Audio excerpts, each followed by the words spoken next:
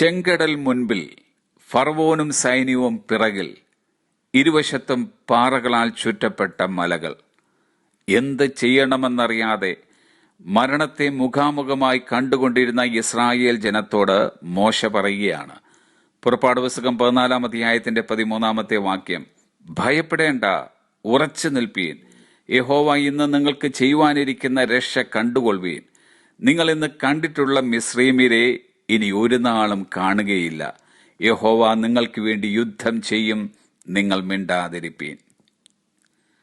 ദൈവം ഇസ്രായേൽ ജനത്തോട് 2 കാര്യങ്ങൾ പറയുകയാണ്. 1, ദൈവം നിങ്ങൾക്ക് വേണ്ടി യുദ്ധം ചെയ്യും. 2, ഭയപ്പെടാതെ ഉറച്ചു നിൽക്കുക. ഇസ്രായേൽ ജനം ആദ്യമായിട്ടാണ് ഇങ്ങനെയുള്ള വല്ലാത്തൊരു പ്രതിസന്ധിയിലാകുന്നത്. എങ്ങനെ ഭയപ്പെടാതിരിക്കും? ആരായാലും ഭയപ്പെട്ടു പോകും. എന്നാൽ ദൈവം ഭയപ്പെടേണ്ട എന്ന് പറവാൻ കാരണമുണ്ട്. അതത്രേ, ദൈവമാണ് നിങ്ങൾക്ക് വേണ്ടി യുദ്ധം ചെയ്യുന്നത്.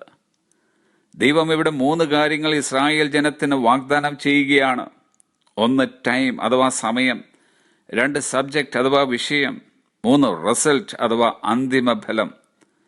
ഏതാണ് ദൈവം വാഗ്ദാനം ചെയ്ത സമയം? അതത്രേ ടുഡേ, ഇന്ന് എന്നത്. ഏതാണ് ദൈവം വാഗ്ദാനം ചെയ്ത വിഷയം? അതത്രേ രക്ഷ കണ്ടുകൊള്ളുക എന്നത്. ഏതാണ് ദൈവം വാഗ്ദാനം ചെയ്ത അന്തിമ ഫലം? അതത്രേ ഇന്ന് കണ്ടിട്ടുള്ള മിസ്രയീമ്യരെ ഇനി ഒരു നാളും കാണുകയില്ല എന്നത്. ഇന്ന് പലരും ജീവിതത്തിൽ ഒരിക്കലും നേരിട്ടിട്ടില്ലാത്ത പ്രതിസന്ധിയിലൂടെയും പ്രശ്നത്തിലൂടെയും ആയിരിക്കാം കടന്നു പോയിക്കൊണ്ടിരിക്കുക.